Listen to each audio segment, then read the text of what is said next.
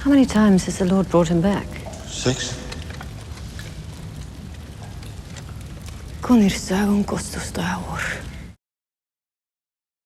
Hey YouTubers, it's Charlie. So time to talk about resurrection in the Game of Thrones universe, or Song of Ice and Fire. I know a lot of you had questions after the season 5 finale, so I'm going to do a breakdown of all the resurrections we've seen on the show and their methods.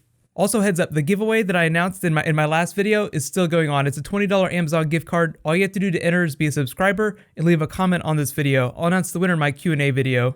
So careful for spoilers if you're not caught up on the show, here we go. Thus far, we have seen 3 different types of resurrection. 4 if you want to get really technical, but really it's 3. There's the White Walkers and the Night's King raising whites. There's Thoros O'Meara resurrecting Beric Dondarrion using prayers to the Red God. Thoros also refers to this as giving the kiss of life, although I think he only uses that terminology in the books. Later, Beric Dondarrion gives his life force to another person. Even though it probably involves some of the same mechanisms, you could look at that as the same type of resurrection from the Red God. And then 3, we have Qyburn raising the mountain on his table here, Frankenstein style. So I want to start with this quote from Thoros O'Meara. It's just a really nice quote. I'm going to omit some spoilery parts of it. Harwin begged me to give her the kiss of life, but it had been too long, and I would not do it.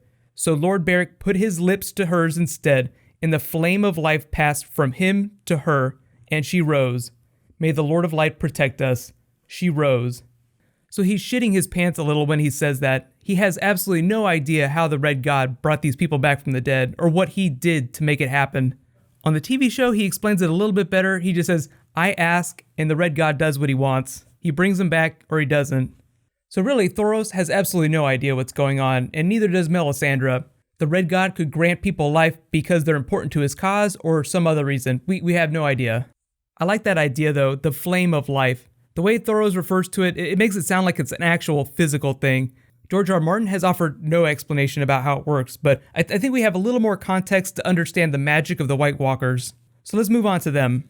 Even though people on social media affectionately call these ice zombies, they're whites. Both are reanimated corpses, but the difference is zombies aren't mentally controlled by another person. They're not remote controlled. Whites are kind of like glorified finger puppets, with White Walkers pulling the strings.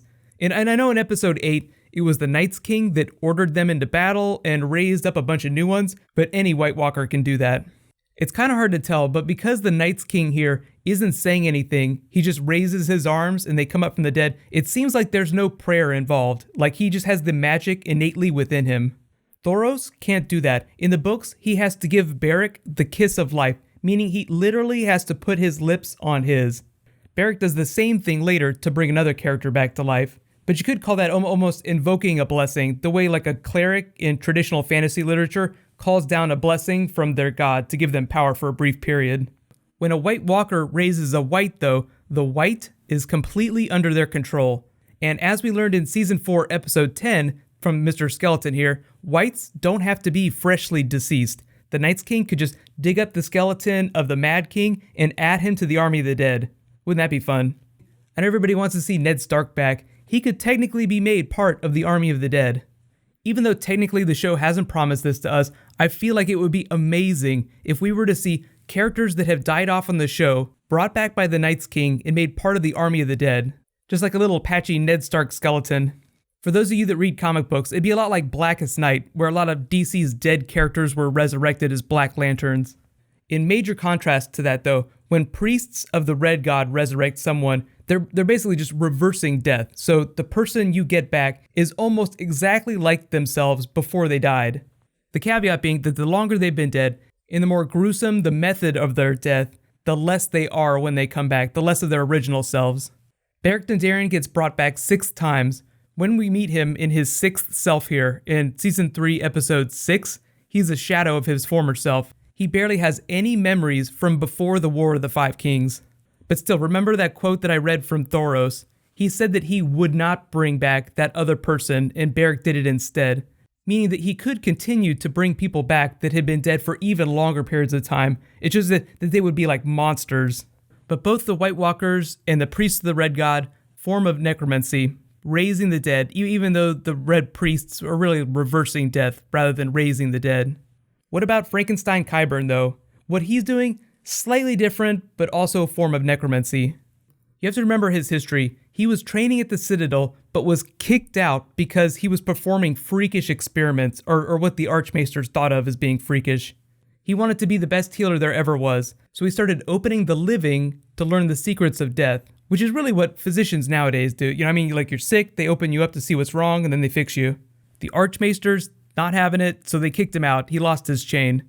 But what I think Qyburn has done is combine a lot of arcane knowledge from the Citadel with practical healing methods. Enough so that there might be some mystical aspects to what he did, but for the most part, you could call it science. The books really don't offer a whole lot of details as to how that is. Hopefully, Winds of Winter will spell that out a little bit better. But it's also implied that he performs experiments on pregnant women and all manner of other creepy things. You know, it's just the tip of the iceberg. He has all kinds of crazy experiments going on in the Black Cells. The important thing, though, is that during Season 4, when he was talking to Cersei about bringing the Mountain back, he said that the process would change him.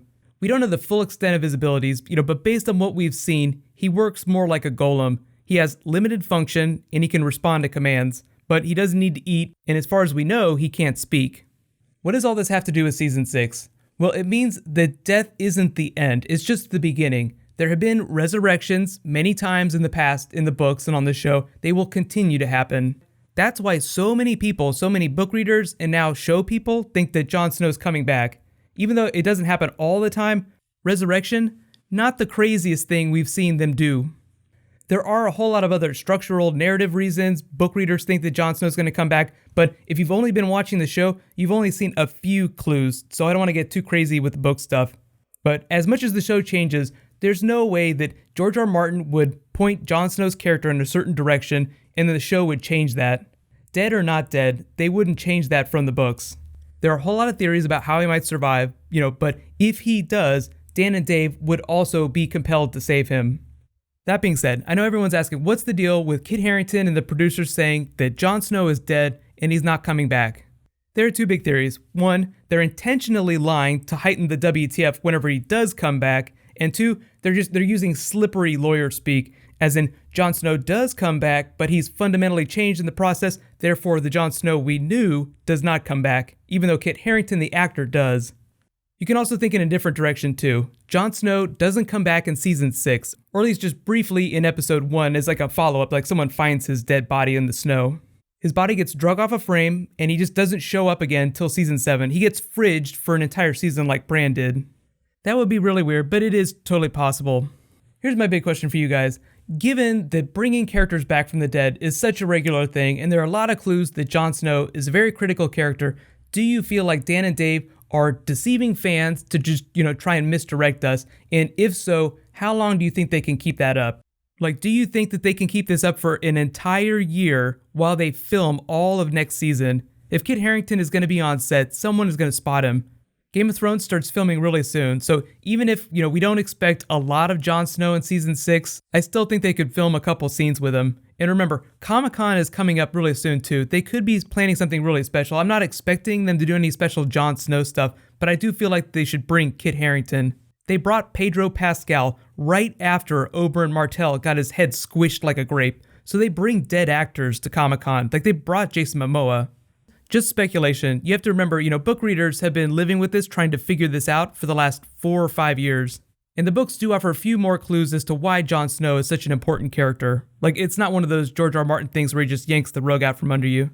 Just to remind you guys, I'm doing a Q&A this week. I'm also doing a Star Wars Rebels video. I know a lot of you guys were asking for that. So while you wait for all that, you can click here to learn all about the Season 6 cast that they're trying to land right now. They're going to announce some of that at Comic-Con.